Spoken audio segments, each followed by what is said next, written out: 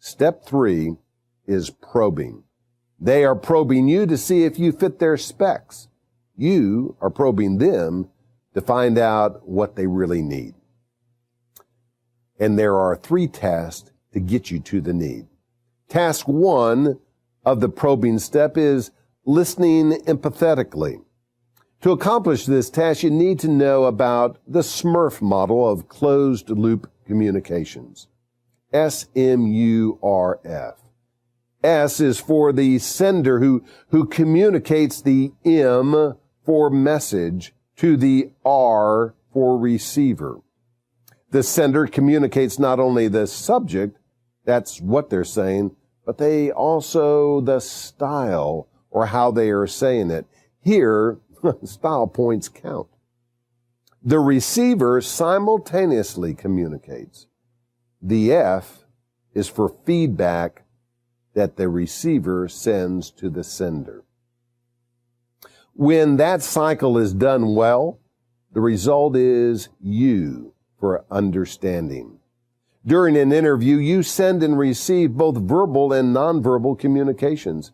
Experts report that over 90% of your communications are not verbal, but nonverbal. So let's look at some nonverbal signals. There are certain negative signals as well as positive signals that you can send and receive. Looking at a watch, for instance, what does that mean? Well, somebody's looking at a watch, it implies impatience. What about crossed arms? Crossed arms implies anxiety. Or if they're drumming their fingers on the table, that implies boredom. Don't do these, but if you see these, you need to take action to get those negative signals addressed. Positive signals include eye contact, which implies attentiveness, or moving to the edge of your seat or leaning to the edge of your seat, which implies eagerness, or simple head nodding, which implies agreement. Note, an unexpressive blank look or silence during an interview may imply disinterest. So, again, act interested. And if you see a negative signal, bring a question back to them. Use their name and ask them a question. Stop what you're saying because you're getting these negative signals. And very simply go, Mike, tell me, how does what I'm talking about relate more to the type of situation you have here? Or how would I be able to use my gifts and skills in terms of helping move your problems along to a successful conclusion? Anything that gets them to start talking, start answering, and get that negative thought out of their mind. There are 3 things you need to remember about listening empathetically: balance, frame of reference, interviewing by interviewing. Let's begin with balance. An interview should be like a seesaw where the sender and receiver are reasonably balanced. It should be a dialogue, a conversation, an exchange between you and them.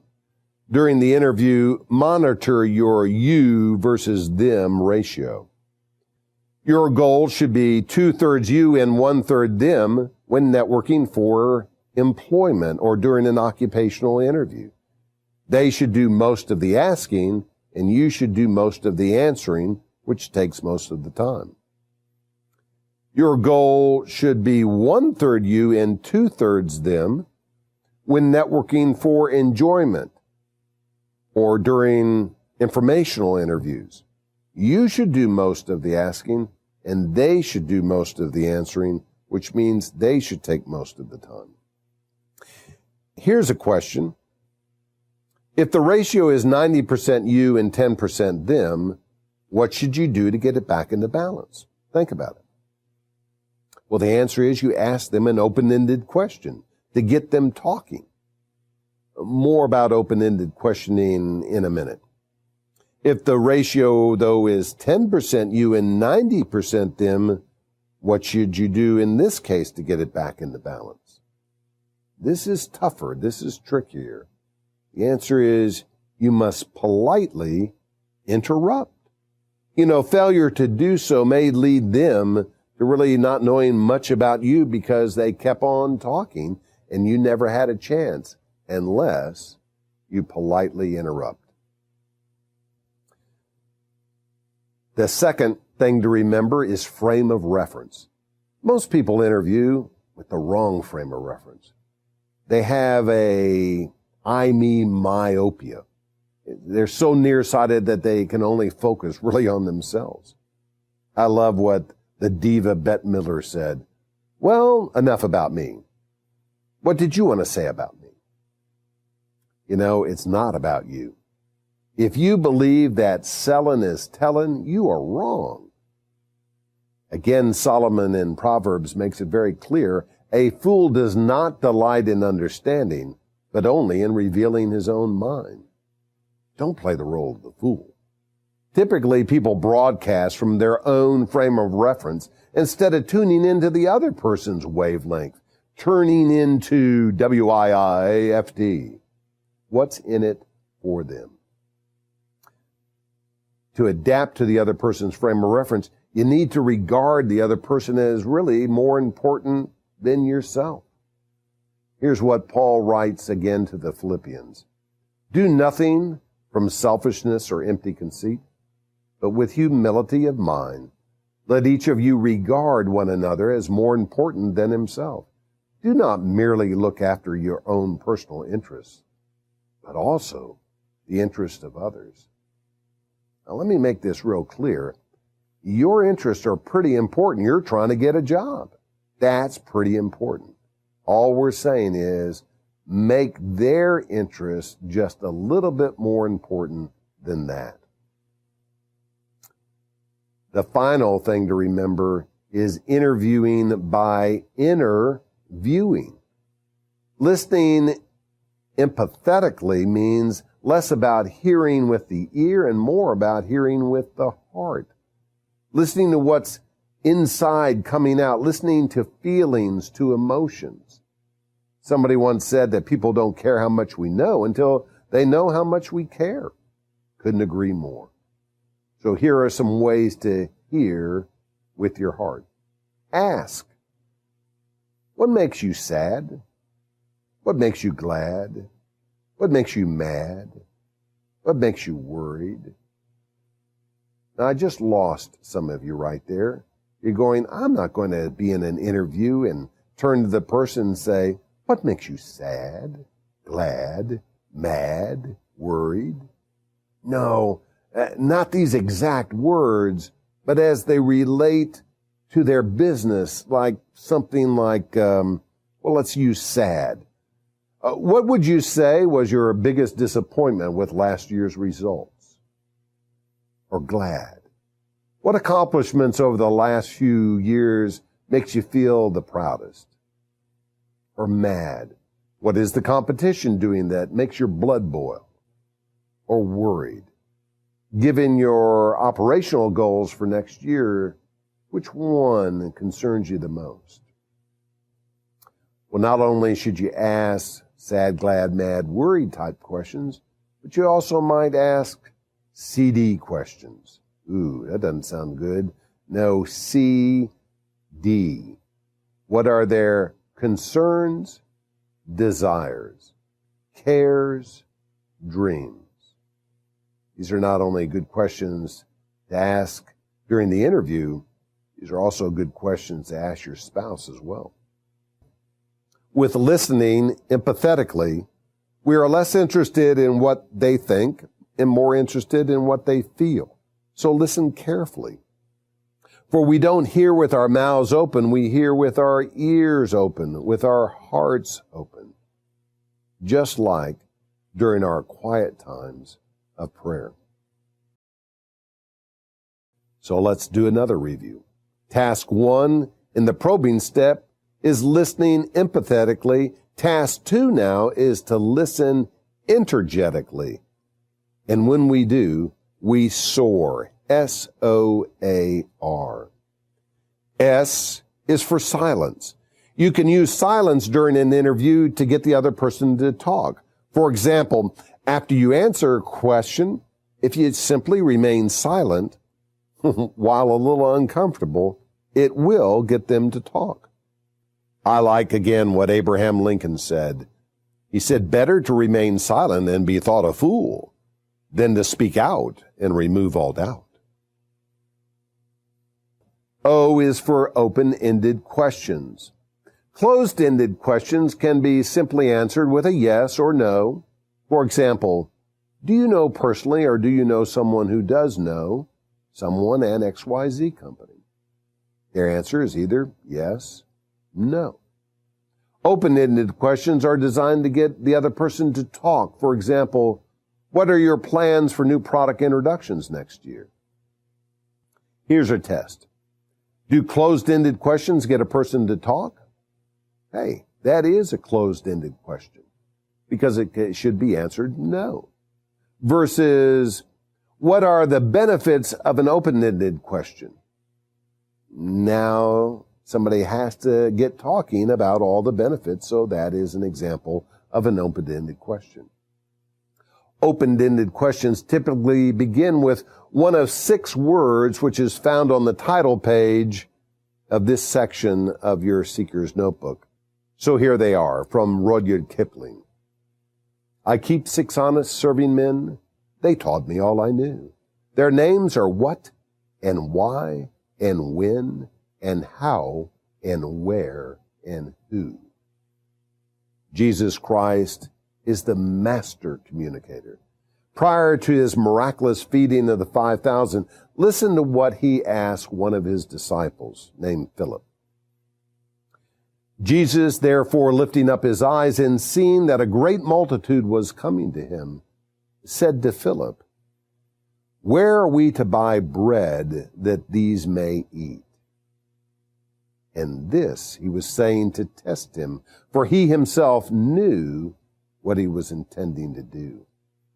Better to test your ideas or actions with an open-ended question than to tell someone what's on your mind and find out that it's not well received. A is for acceptance, which is used to keep the other person talking. You show acceptance with nonverbal signals of attentiveness like eye contact or head nods or moving forward in your chair. R is for restatement, which is used to validate what the other person is saying and again to keep them talking. You make a restatement by parroting the emotions like, oh, how frustrating. Or restating a word that they have perhaps used. Restatement can also be used to summarize their thoughts by recapping in your own words what they have said. So let me see if I understand that right. The key thing here is international expansion. Do I understand that well? In the probing step, first listen empathetically, then listen energetically. The third task is the prelude to prescription. At this point in the interview, they have asked you questions and you have asked them questions. By now, you should have determined their needs, what they want in the person in the position to accomplish. Before you jump into the prescription step, you need to verify your grasp of the issues. First, you need to size up and summarize your understanding of the problems and needs discussed. 3 to 5 quick sentences. After you have summarized, ask a closed-ended question to confirm the concern. Like, did I summarize well the key concerns, or do I understand the major areas of need? In the probing step, first listen empathetically, then listen energetically. The third task is the prelude to prescription. At this point in the interview, they have asked you questions and you have asked them questions. By now, you should have determined their needs, what they want in the person in the position to accomplish. Before you jump into the prescription step, you need to verify your grasp of the issues. First, you need to size up and summarize your understanding of the problems and needs discussed. 3 to 5 quick sentences. After you have summarized, ask a closed-ended question to confirm the concern. Like, did I summarize well the key concerns, or do I understand the major areas of need? If you get a no, then loop back to the probing step and continue to get clarification by, again, just asking more questions. If you get a yes, you can confidently move on to the prescription step. To summarize, step 3, probing, you need to first listen empathetically and energetically, then complete the prelude to prescription. Let's summarize to this point. Step 1 in powerfully pitching you is preparation. Step 2 is positioning. Step 3 is probing. Now we'll move on to step 4, which is prescription. When you drive home the point that you can cure what ails them. There are 4 tasks to get to the point. Task 1 of the prescription step is to sell yourself as the solution. To accomplish this task, keep these 2 things in mind. First, you need to sell the type of person before selling you. What do we mean by that? Well, begin by saying that if you understand their needs correctly, it seems the type of person that they need would have these characteristics. Then start describing the type of person. If they agree, then show them that, hey, you are that type of person. But if they disagree, it works out better since you have not made the claim yet that you're that type of person. Second, you need to sell achievements before talents. Hiring authorities are more interested in what you have accomplished recently than what you think your untested talents might be. Stress accomplishments, as we discussed back in session 3 during our discussion about the 2-minute, 2-page resumes. Task 1 of the prescription step is to sell yourself as the solution. Task 2 is to reinforce with rationale.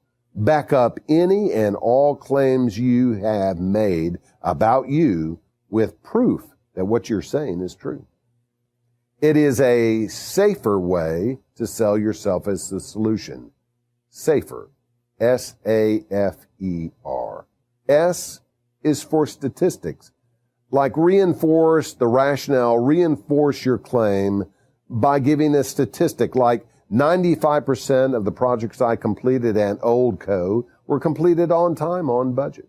Simple statistic. A is for analogy. Like hiring me would be like putting a seasoned consultant on your staff. F is for facts. Like hiring someone outside this area would not only cost you your relocation expense, but cost you the time they will need to learn the market. E is for examples. Like, this position requires someone with a take charge approach. When I worked with old company, I seized the opportunity to turn around things in a very similar challenging situation. Let me give you some details. R is for return on investment, ROI. Like, after I finished streamlining the organization, our bottom line increased 50%. Anyone can claim just about anything when they're selling themselves in an interview.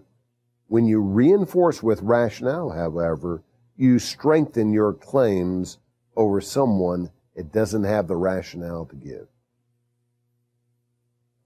Task 1 of the prescription step is to sell yourself as the solution. Task 2 is to reinforce with rationale. Task 3 is to try a trial close. Try to find out the score before the game is over. Are you winning the work you want? In a trial close, you are asking their opinion, whereas in a real close, you will be asking them to make a decision about you. You can try a trial close that is either a soft or sweet or sharp based upon, what's best for you, what kind of courage you have in trying a trial close. Let me give you examples of each. A soft trial close would be something like, "So how am I doing?" Or, "How do I stack up so far against the other candidates?" A sweet trial close would be something like, "I have really enjoyed being here. I hope that you're going to offer me the job. What are the next steps?" Or, "Based upon what you see in my accomplishments and what we've discussed today, what do you see are my strengths and shortcomings relative to this position?" And then a sharp trial close. On a scale from 1 to 10, with 10 being tops, where would you rate me against the ideal candidate? Their answers to these questions give you some guidance on how to wrap up. So, task 1 of the prescription step is to sell yourself as the solution. Task 2 is to reinforce with rationale. Task 3 is to try a trial close. And finally, task 4 is to expect excellence and anticipate adversity. Expect the best. Expect to win.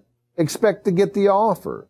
Either an offer to return for another interview or the offer for the job, but anticipate adversity.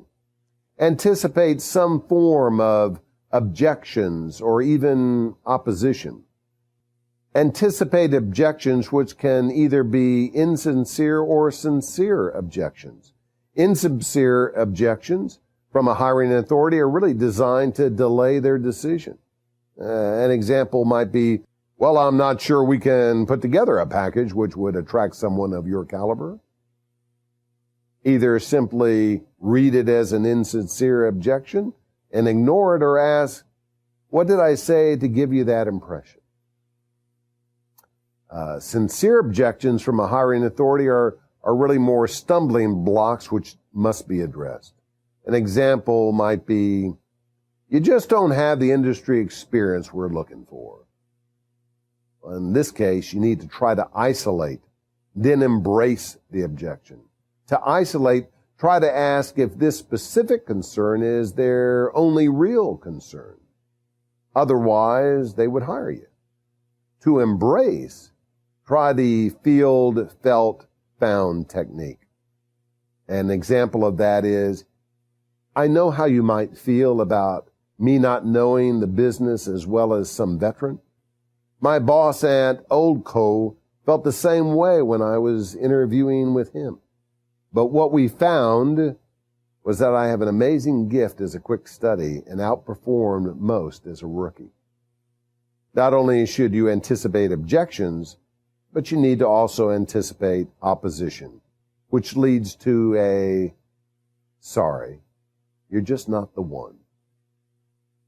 During the interview, if you are rejected for a specific position, hey, turn the occupational interview into an informational interview. If you have spent some time with them over the course of several interviews, they may feel badly about you not getting the job with them. I love what Irma Bombach said. "Guilt, the gift that keeps on giving." If they reject you after an interview, face the reality that your piece doesn't fit their puzzle. So simply write them a note of thanks for the opportunity and then move on with moving on. So, to summarize, in step 4, prescription, you need to sell yourself as the solution while reinforcing with rationale. As things start coming to a head, try a trial close and be mindful to expect excellence and anticipate adversity. So summarizing, step 1 in powerfully pitching you is preparation. Step 2 is positioning. Step 3 is probing. Step 4 is prescription. Now step 5 is positive close, where you wrap it all up with 2 thumbs up. There are 3 tasks to get results. Task 1 of the positive close step is to give your best pitch. Let them know that what they need the most is what you do the best. Review each point of need with a summary of your competencies. Task 2 of the positive close step is to risk a real close. It's time to ask for the order. Ask if you are the one they want to hire. Ask for them to make the hiring decision. Again, there are 3 ways to do this. One is with a soft close. So how do we best proceed from here? Or what are the next steps in timing? Or then there's the presumptive close. Perhaps I should take a quick look where I would be working. What office would I have? What cubicle is mine? It is similar to saying to a police officer who pulls you over, "Thank you, officer, for taking the time to pull me over just to give me a warning." A presumptive close. And then there's the direct close. So, am I hired? Or, looks like we have a great match. Do you agree?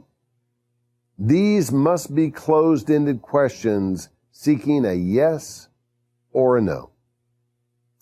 Task 3 of the positive close step is to keep continuous connections. One of the worst things that can happen to a job seeker is to arrive at this point in the interview, get so excited that things have gone so well that they leave without knowing how to stay in touch. When wrapping up, ask them, when is a good time and what is the best way to follow up with you if I have questions? You never know.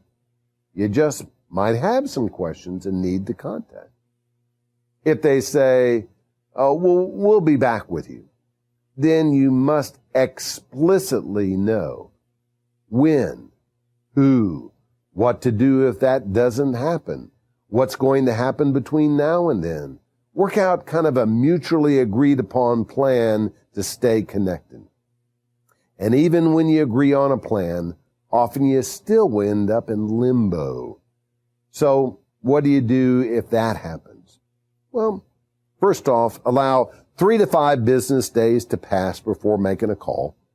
Leave the message that you are just checking in on status and still believe that it is a mutually good fit. End the call by letting them know that you will call again if you don't get a call back. Repeat again in 2 to 3 days. Repeat again in about 1 to 2 days. If you're having no luck by phone, change the medium. Try email, mail a note, work through an insider, or just simply stop by. So a final review here. Step 1 in powerfully pitching you is prescription. Step 2 is positioning. Step 3 is probing. Step 4 is prescription. Step 5 is positive close. Finally, step 6 is postscript, where you follow up the interview with 2 final tasks to get back on the attack. Task 1 of postscript step is feedback. First, evaluate your performance. Critique your interview. You may want to use the post-interview performance evaluation found in the exhibits in Session 10, Interview Rehearsal. Make a note about ways you can improve your performance and review prior to your next interview. Second, reevaluate your plans. Maybe not after every interview, but at least once a month. Do you need to make a mid-course correction? Review your thoughts with your ACT team. Task 2 of the postscript step is follow-up, usually after each interview and no later than end of day. First, update your initial contact management information system. Make sure you have added or corrected any contact information you have gathered. Second, prepare the proper communications to contacts you met as well as referral sources, if any. For first-time contacts, send a thank you note. You can find an example of a thank you note in the exhibits in Session 4, communication connection. For subsequent rounds, consider sending a top-of-mind article or book or CD or website link with a note, but don't overdo it. Well, let's wrap up with some tasks to do before the next session. Take a look at the action checklist found on page 9 of section 8. Again, success comes when you put into practice what we've been preaching, or as John writes in his gospel, now that you know these things, you will be blessed if you do them. Part 1 of step 1, preparation, and task 1, collect the intelligence, is to get salary survey information for your targeted profession within your targeted industry. Go do that now. Secondly, check out your duds, dude. Make sure your appearance makes for a good first impression. And then finally, to help you get ready for the next session, start making flashcards of questions you need to ask during the interview. Well, let me close by saying that God has faith in you and what you can do for Him. Have faith in Him and what He has done, is doing, and will continue to do in your life. Let's go to Him in a final word of prayer. Dear Lord, help us to adapt to the other person's frame of reference. Help us to discover the other person's point of need. Sweet Jesus, that's what you did on the shores of Galilee. It happened after your resurrection and before your return home to our Father who art in heaven. You came to the fishermen at their place of work. You helped them fill their nets because they had been empty. You helped them satisfy their hunger because they had gone without. Lord, help each one listening who is empty to be filled by your Spirit. Help each one listening who hungers for truth and who has gone without love. Help them to be satisfied with your grace and your words of love for them. Thank you, Lord, for always being there, ready to open the door when we knock. Amen.